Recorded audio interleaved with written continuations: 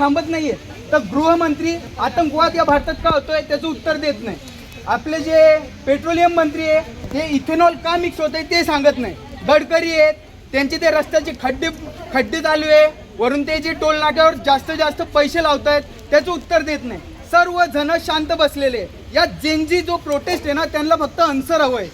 मुलांना फक्त उत्तर पाहिजे, त्यांचे जे प्रश्न आहे त्याचं उत्तर.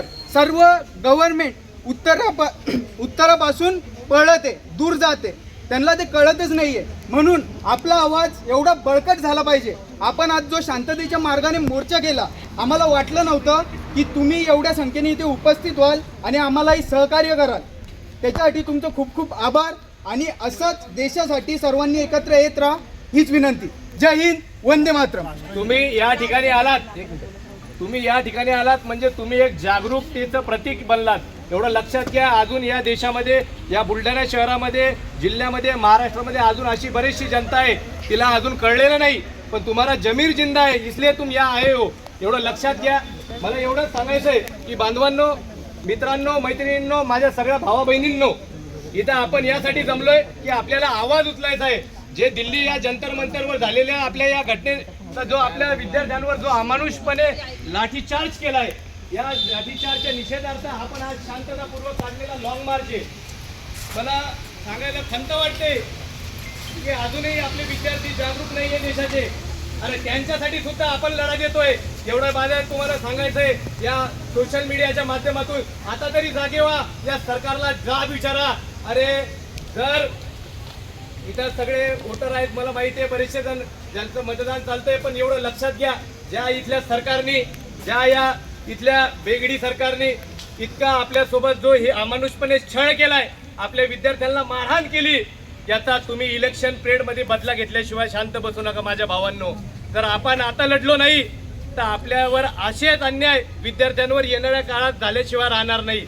अरे साधा मंत्री तो चिरकुट धर्मेंद्र प्रधान, त्याचा जर राजीनामा सुद्धा जर का नरेंद्र मोदी घेऊ शकत नाही तर किती लाजीरवाणी गोष्ट आहे. अरे आमच्या विद्यार्थ्यांच्या मुळावर नका उठू. नरेंद्र मोदी, आमच्या विद्यार्थ्यांच्या अस्तित्वावर नका उठू.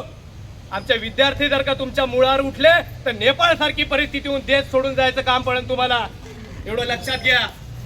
मोदीजी, आमचा अंत नका पाहू. या देशातले विरोधी पक्ष आणि इथले प्रस्थापित हे आज एकत्र झालेले आहेत, एवढं लक्षात घ्या. ज्या वेळेस माझ्या विद्यार्थ्यांना मारलं, 1 मिनिटात 2 मिनिटात संपवतो मी, आमच्या विद्यार्थ्यांना मारलं, एखादेही विरोधी पक्षनेता त्या ठिकाणी आला नाही. अरे जर विरोधी पक्ष नेता जर का आला असता, हे नाव घेणार नाही पण तुम्ही समजून घ्या, तर आमच्या विद्यार्थ्यांवर त्यांचे खासदार घेऊन जर का आला असता तर आमच्या विद्यार्थ्यांवर इतका अमानुष हल्ला झाला नसता. मला इतकं सांगायचंय, आपण जर जागरूक नागरिक आहोत सर्व, तर प्रचंड ताकदीने आपण शिव फुले शाहू आंबेडकरांचे विचार हे तळागाळापर्यंत पोहोचवा. विद्यार्थ्यांनो, आपण काय बोलावं की आपल्या ताईंना 21 जणांना या ठिकाणी जावं लागलं. माफ कर ताई, आम्ही तुम्हाला वाचू शकलो नाही. माफ करा विद्यार्थ्यांना, आम्ही तुम्हाला वाचवू शकलो नाही. हे नरेंद्र मोदीचं सरकार, हे भाजप सरकार तुमच्या मुळावर उठलंय. इतक्या अमानुष पद्धतीने मारहाण करून आमच्या लेकरांना संपवलंय. तुम्ही कोणाचे पालक आहात या ठिकाणी, तुम्ही अजूनही लक्षात घ्या या देशामध्ये काय चाललंय.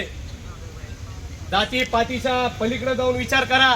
जात धर्म पंथ हे तुमच्या कामी येणार नाही. एक भारतीय म्हणून माणुसकी जपा आणि माणुसकी धर्म समोर न्या.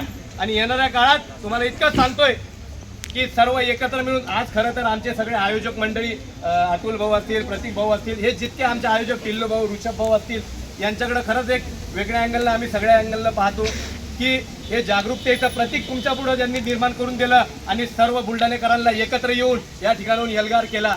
खरंच तुम्ही इथे आलात, तुमचं मनापासून आभार.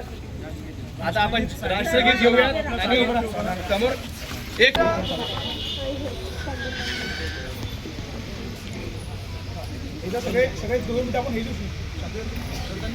एकदा 2 मिनिटासाठी आपण शांततापूर्वक एक श्रद्धांजली देऊया.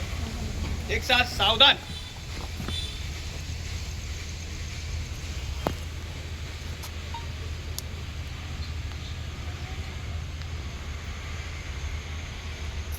वाटतं की